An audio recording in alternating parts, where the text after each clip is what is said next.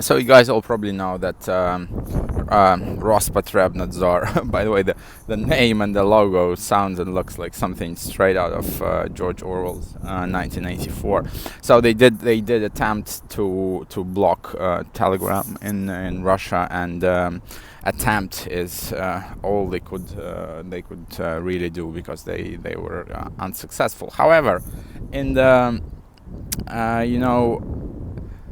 a little bit of chaos that ensued, and slight problems that happened, there was an exodus of users from Telegram to other messaging platforms, such as WhatsApp. Some people still use that, Facebook Messenger, Viber, for God's sake, and stuff, and other messaging services that I'm not aware of.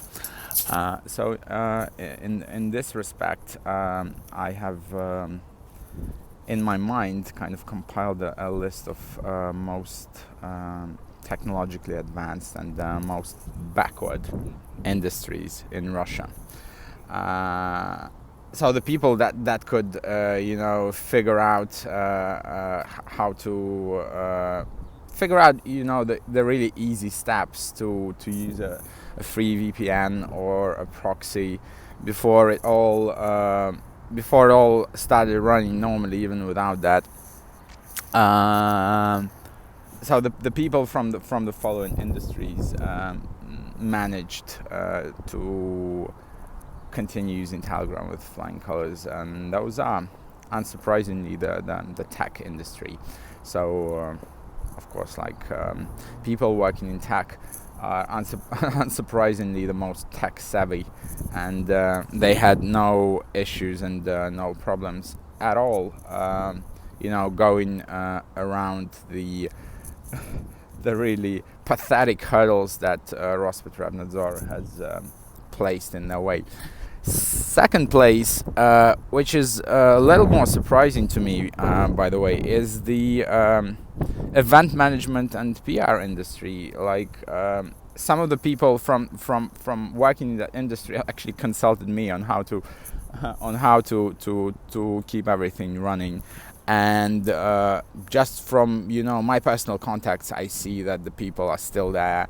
They're still active. They're still sending messages on Telegram, and they're still online all the time.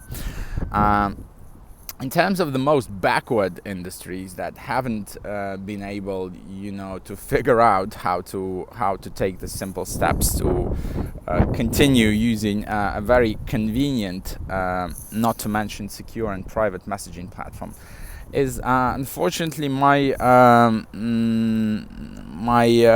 industry that I initially came from is the translation industry, and they ran at the first side of trouble. So I don't see any more translators or interpreters using Telegram. Translation agencies, including my own, unfortunately, they also ran at the first sign of trouble to platforms like WhatsApp. For God's sake, I mean, who the fuck uses WhatsApp anymore in this day and age? Apparently, some people still do. And on top of that, and again, unsurprisingly, is the Russian film industry, and I promised a separate, good trip, bad trip on that. It's not really an industry, though. It's an industry if some value is added and some money is made, and some value is produced within an industry. And the Russian film industry is more like a group of thieves, let's call them that, for simplicity's sake, and a larger group of enthusiasts that the thieves are constantly just deceiving into providing almost free services for the projects. And what they're actually doing is that they're just taking taxpayer money, and they're spending this taxpayer money on projects that realistically no one needs. Scratch that, not no one needs. they do need those projects because they're making good money doing it. But the films that come out, I mean, you guys know about it. It's no secret that the films that come out, no one really wants to see them. No one really needs them.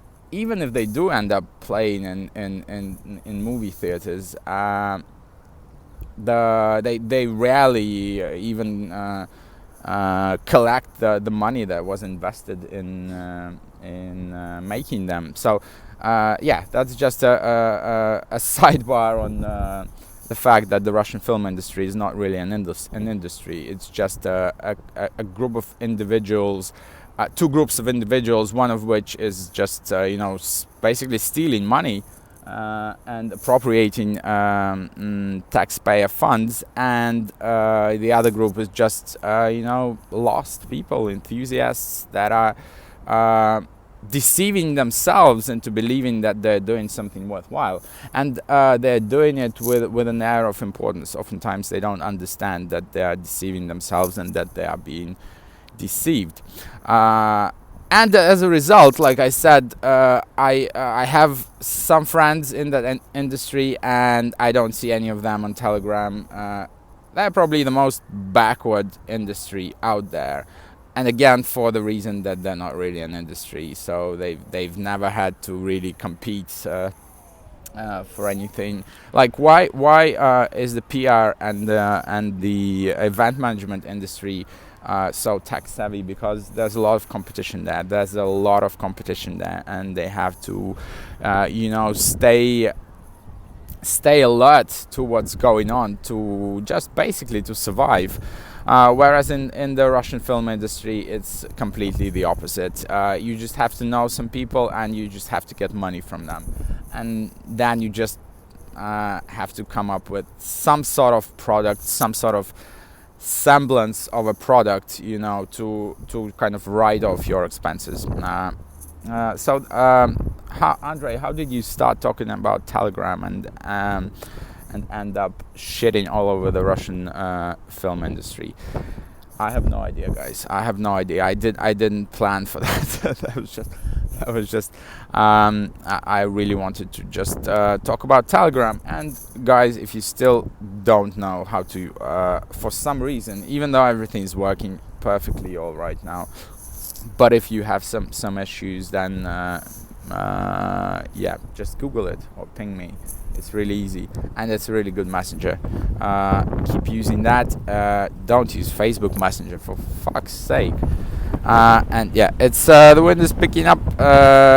So that's it from me. Good trip, bad trip. Andrei K signing out.